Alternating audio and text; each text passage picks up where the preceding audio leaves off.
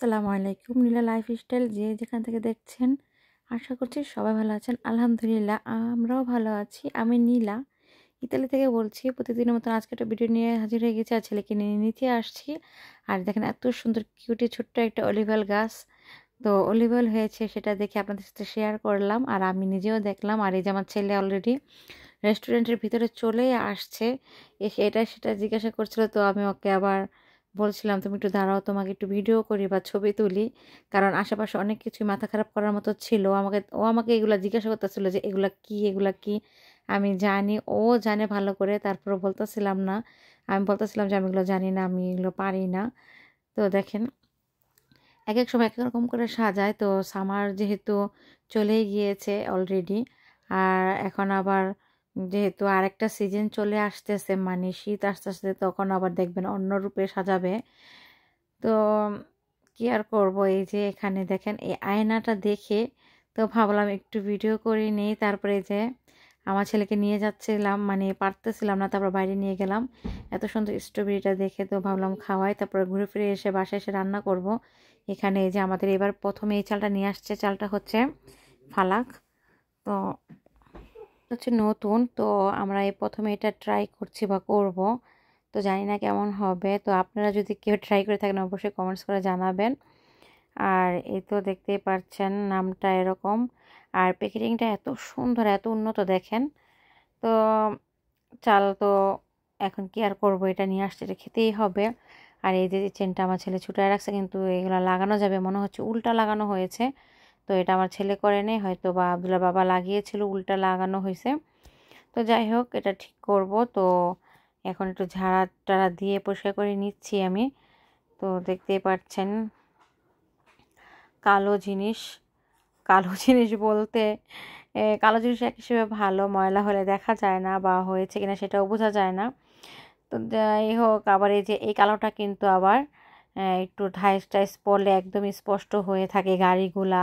তারপরে যে এটা কিন্তু একটা গরম হওয়ার মেশিন, এইগুলাও। তো আমি আশপাশ থেকে একটু ময়লাগুলি ফেলে নিচ্ছি, নয়তো অনেক ধাইস হয়ে থাকে। এগুলা মূলত না ঝাড়লে আর কি দেখা যায়, হাত টাত পড়লে না এখানে হাতে স্পষ্ট দেখাই যায়।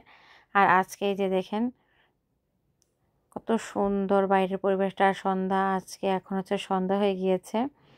তো সন্ধ্যাটা কিন্তু অনেক সুন্দর উপভোগ করছিলাম। তো কাজ করি বা রান্না করি যেটাই করি, যখন এই আশেপাশে থাকি বারান্দার একটু আসি, আর যখন ওই বারান্দায় কাপড় চোপড় দিতে যাই তখনও দাঁড়াই। কিন্তু যখন বেশি রকম গরম থাকে, মানে রোদটা ওঠে, তখন আর ভালো লাগে না, তখন দাঁড়াতে পারি না, কাপড় চোপড় বেশিক্ষণ রাখি না। তো এখানে হচ্ছে গোস্ত রান্না করবার, ভাত আর আলু ভর্তার জন্য আলু বসিয়ে দিয়েছি। আর এই যে গোস্তটা এখন টমেটো দিয়েছি, পেঁয়াজ দিয়েছি, দারচিনি, এলাচি, লবঙ্গ, কাঁচামরিচ, আর হচ্ছে বড় বড় রসুনের কোয়া, মানে কোষ যেটা বলেন, কোয়া আর কোষ একই কথা। এখন একসাথে আর তেলটা দিয়ে আমি এখন বসিয়ে দিব, বসে ঢেকে দিব। সব কিছু আমার দেওয়া হয়ে গিয়েছে অলরেডি। এখন এই যে দেখেন সুন্দরভাবে বসিয়ে দিলাম, আর ভাতটাও নামিয়ে ফেলেছি, আর আলুটাও, কারণ আলুটা আমি হলো কিউব করে, মানে টুকরা করে কেটে দিয়েছি, এই জন্য তাড়াতাড়ি সিদ্ধ হয়ে গিয়েছে। আর অনেকদিন যাবতীয় ভর্তা খেতে ইচ্ছে করছিল, ভর্তা বানাবো বানাবো বানাবো করে আর বানানোই হয় না। তারপর ভাবলাম যে আজকে বানিয়ে নিই। আর এই যে দেখেন আপনাদের সাথে আমি শেয়ার করছিলাম যে রসুনের কোষগুলো কত বড় বড় ছিল, বিশাল বড় বড় ছিল আর মোটা। বড় বলতেই হচ্ছে মোটা। বাংলাদেশে কিন্তু এই কোষটার 4টা কোষ হবে এক আর কি। এই যে এখানে ইতালির একটা কোষ, বাংলাদেশের 4টা কোষ এরকম হবে। তো যাই হোক এখন তো বসিয়ে দিলাম। এখানে লাল পেঁয়াজ আর সাদা পেঁয়াজ আমি দিয়েছি অ্যাড করে। তো এখন শুধু তেলটা দেওয়ার আর লবণটা দিয়ে বসিয়ে দেবো, জাস্ট ঢেকেই রান্না করব, কারণ ঢেকে রান্নাটা তাড়াতাড়ি হয়। আর কি বলবো, যে তেল চারপাশে কম ছিটে, বেশি ছিটে না। সামান্য একটু নাড়াচাড়া দিয়ে দিচ্ছি আর কি, লবণ, তারপর পেঁয়াজ রসুনগুলো যেন ভালো করে আর কি চতুর্দিকে মিশে থাকে, কারণ মিশে থাকলে দেখা যাচ্ছে চারপাশ থেকেই সিদ্ধ হয়ে যাবে। আর একসাথে দলা হয়ে থাকলে সিদ্ধ হতে চায় না, অনেক সময় দেখি যে বড় বড় থেকে যায়। আর ভালোভাবে একটু নাড়াচাড়া করে দিলাম, একবারে সফট হয়ে মিশে যাবে, মানে ঝোলের আকারে পরিণত হয়ে যাবে, ঝোল হয়ে যাবে আর কি, এটাই। তো এই যে এখন হচ্ছে আমার ফাইনাল, এখন ফাইনাল বলতে হলো আর কি, সব কিছু দেওয়ার শেষ, লাড়াচাড়া করা শেষ, এখন সরাটা দিয়ে দেব। আর কি আর বলবো, এখানে এত গোস্ত খেতে হয়, গোস্ত খেতে খেতে আর ভালো লাগে না, একদম অপতিতা হয়ে যাচ্ছে গোস্তটা। অবশেষে এই যে আমার কিন্তু একেবারে দেখেন হয়ে আসছে, হয়ে আসছে বলতে ফাইনাল না এখনও, দেখতেই পাচ্ছেন পেঁয়াজগুলোও কিন্তু একটু বড় বড় আনাম আনাম রয়ে গিয়েছে। তো হচ্ছে, যাই হোক। আর এখানে কিন্তু আমি আলু ভর্তার জন্য মরিচগুলো একটু ভেজে নিলাম, তো ভেজে নিয়েছি, বেশি মরিচ দিব না, এই চারটায় আমাদের জন্য অনেক বেশি। তো খেতে পারি কিন্তু সয় না, শরীরে সমস্যা হয় পেটের মধ্যে। তারপরে এখানে তো দেখতেই পাচ্ছেন একটা ফ্রাই প্যান দিয়ে দিলাম, এটার মধ্যে হলো মূলত আমি এখন শাক রান্না করব। কি বলে, হ্যাঁ সরি আমি ভুলেই গিয়েছি, আমি আমার মনে করেন কিছুদিন যাবত একেবারে এত ব্যস্ত, এরকম আমি ভিডিও করি কিন্তু ছাড়তে পারছি না। তারপর তো এই যে এখন একটু গরম তেল দিয়ে গরম করে নিলাম, আর অলরেডি শাকটা আমার হয়ে গিয়েছে। আর এখানে এই যে গোস্তর শাক না, সরি বারবারই ভুল বলছি, আলু ভর্তার সাথে ডিম ভেজেছিলাম, এটাই বলতে আর কি ভুল হয়ে যাচ্ছে, শাক রান্না করেছি।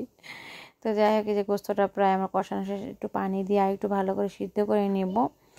আর কাঁচামরিচ আমি একদম গলায় ফেলি নাই, কারণ বেশি জাল হয়ে যাবে। আর এই যে এখানে ভর্তা বানাচ্ছি আর কি, লাল এই পেঁয়াজটা এত মজার, মানে মজা বলতে একটু দেশি পেঁয়াজের মতো মনে হয়, এই জন্য আমি এই যে কাঁচা নিয়েছি ভর্তা বানানোর জন্য, শুকনো মরিচটার সাথে একটু মেখে নিব, এখানে লবণ দিয়েছি। আর হলো এই যে দেখতেই পাচ্ছেন আলুটা একটু ভালো করে মেখে নিব, মরিচটা আর হচ্ছে পেঁয়াজটা যাতে একটু হয়। আর মোটা মোটা করে কেটে রেখেছি, ভর্তাটার সাথে একটু পেঁয়াজটা মোটা হলে কি ভালো লাগে, একটু কামড় লাগলে ভাতের সাথে নেওয়ার পরে কামড় লাগলে না একটা ঘ্রাণ হয়। তো যাই হোক, এখানে আলু ভর্তার মধ্যে কিন্তু খাঁটি সরিষার তেল দিয়েছিলাম, বাংলাদেশ থেকে আমি তেলটা নিয়ে আসছিলাম, ফুরিয়ে যাচ্ছে, তো একটু একটু করে দিয়ে খাচ্ছি, কি আর করব। এই যে দেখেন ভর্তাটা কিন্তু সেই স্বাদ হয়েছিল, অনেক মজা ধারণার বাইরে। আর এত সুন্দর সিদ্ধ হয়েছে, অনেক সময় না অনেক সিদ্ধ করলে না ভালো হয় না, তো কি আর করব। এই যে দেখেন ফ্যাপসা ছিল আগের, তারপরও ডিম ভাজলাম, ভর্তা বানালাম, তারপরে গোস্ত রান্না করলাম। আর এই যে ভর্তাটা অনেক টেস্টি হয়েছে, আর অনেক বেশি করে খেয়েছিলাম। তো আলহামদুলিল্লাহ, এই তো রাত্রের পরিবেশটা, ভর্তাটা বানিয়ে সব কিছু খুলে দিলাম, এই যে লাইটটা জ্বালিয়ে দিয়েছিলাম ছেলেকে যাতে ভয় না পায়, একটু আসে।